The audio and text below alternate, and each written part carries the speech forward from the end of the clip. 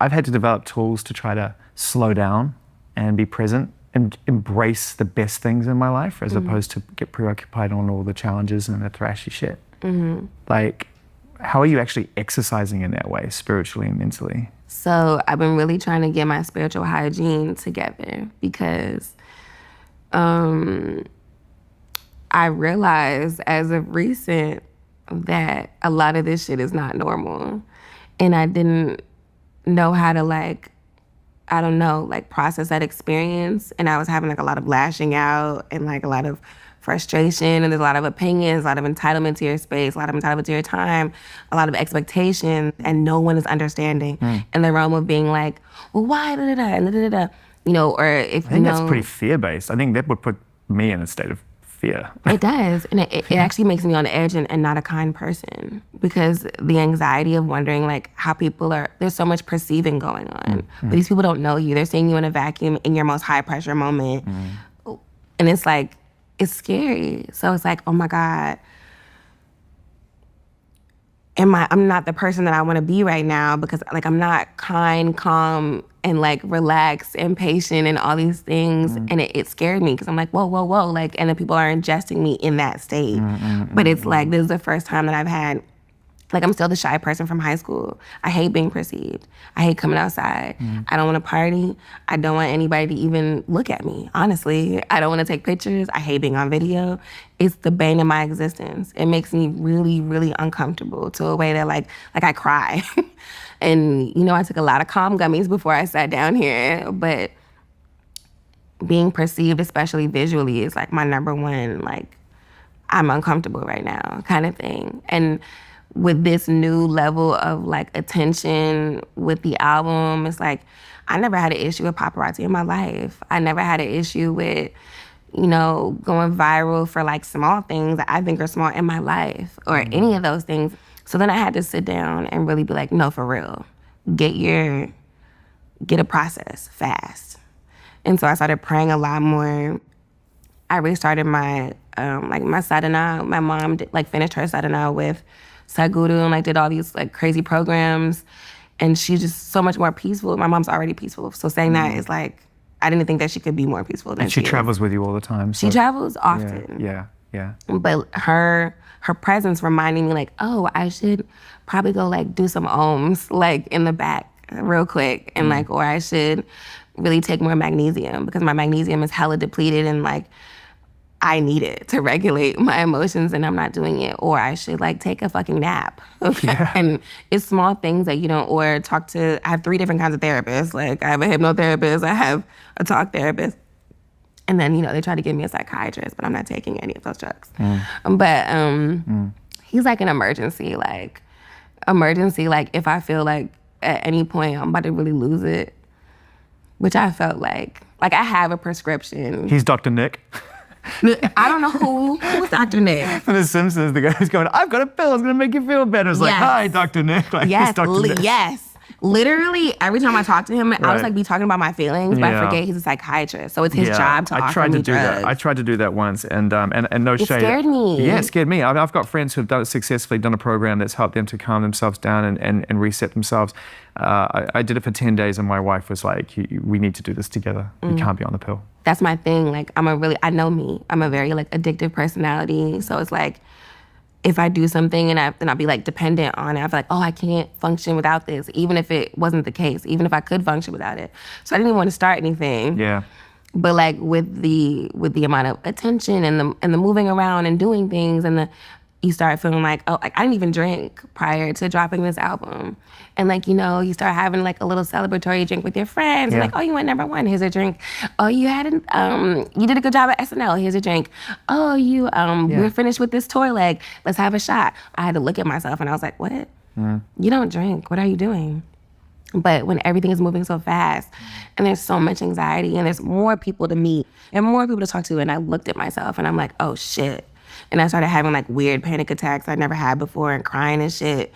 And just like in spaces that were just, you know, like I'm at a photo shoot for like, you know, Wall Street Journal, and I'm crying on set because I'm freaking out about being perceived. And I'm just like, I just can't do it. And then that's when I asked myself, oh, this is that like juncture where people like aren't heard from anymore.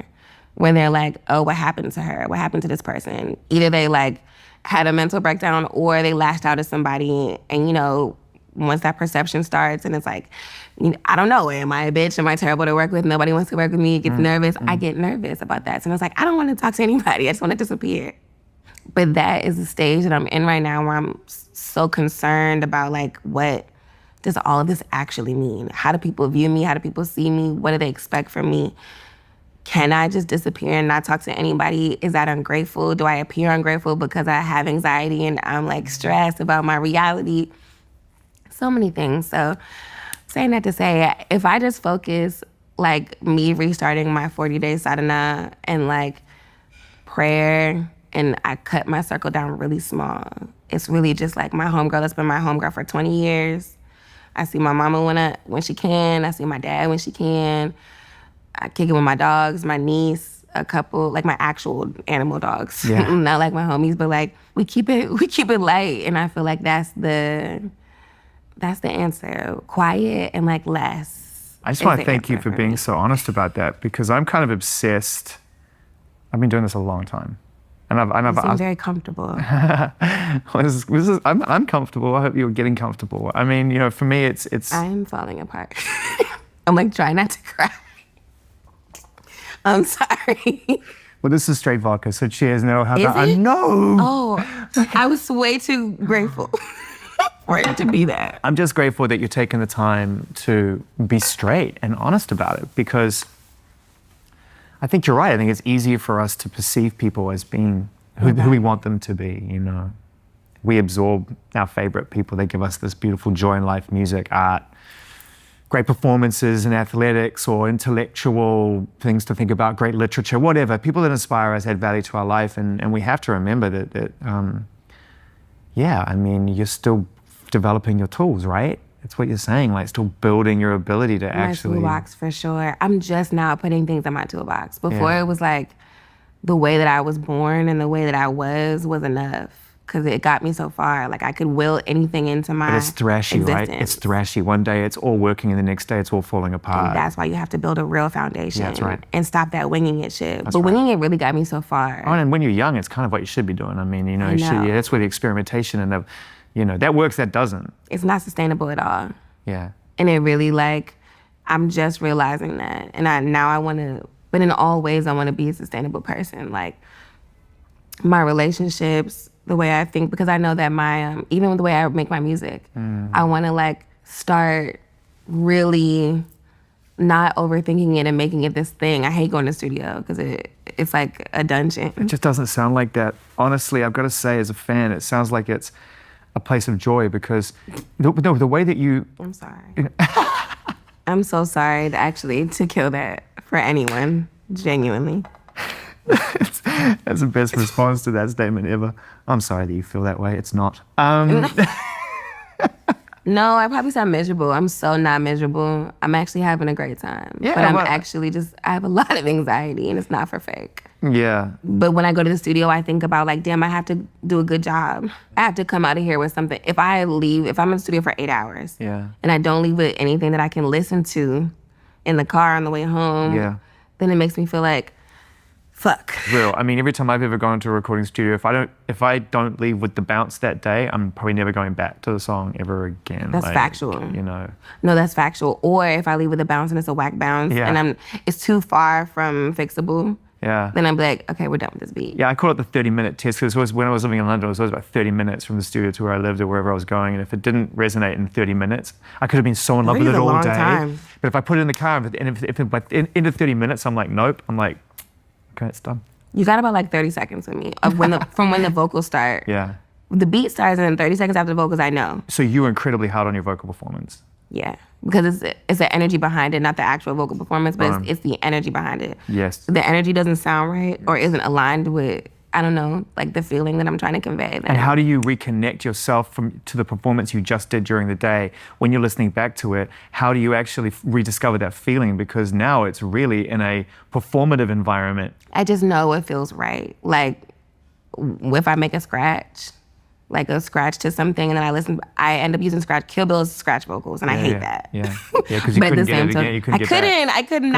I could not. I tried. Yeah, that's because you weren't thinking about it. Probably you're in this beautiful subconscious state of just expression, and boom, there it is. Every song that ended up being like popular is always a song that was a palate cleanser beat.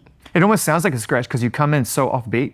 Like it's on beat, but it's offbeat. It's like not a normal place to start the song. It's almost like, oh shit, I'm recording. Yeah. It's literally, it was the most ridiculous. Like I always say that it's like funny, but the songs that I put the least amount of effort into and that I care the least about are the songs that people are always like, wow. Isn't that not about not caring though? Isn't it more just about getting out of your own sense of self-awareness, which is clearly what you like. I speak this from experience. I'm not judging because I'm the same. When I'm less self-aware about my experience in the moment is when I'm actually at my best. It's literally every time it's a fucking palate cleanser beat. I'm like, just put on anything real quick. Like I'll be working on something I care about so much that's so serious, and I'm like, oh, just put on anything random. I just need like 10 minutes to just like hear something else. And that's what I'll write a whole damn song to. It'll be I Hate You or Blind or Kill Bill or The Weeknd. All those songs were palate cleanser moments in between me actually trying to make the real song of that night. Like, it's so silly. Supermodel 2, another palate cleanser in between what I was trying to make I thought was so important.